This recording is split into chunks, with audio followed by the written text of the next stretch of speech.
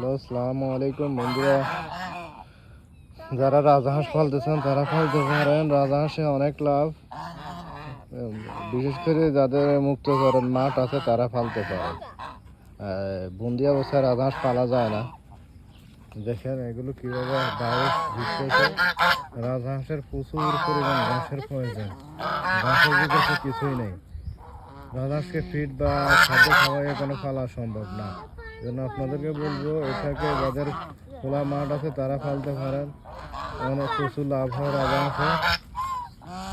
অন্য হাঁস মুরগির চাইতে রাজহাঁসে লাভ বেশি, গরুর চাইতেও লাভ বেশি। আপনারা বলতে পারেন গরু বা ছাগল এদের চাইতে অনেক লাভজনক রাজহাঁস। পালতে একবারে সহজ, সারাদিন ছাইড়া দেবেন আপনি, ওরা নিজেরা ঘাস খেয়ে আবার মাঝে মধ্যে কিছু ভুসি বা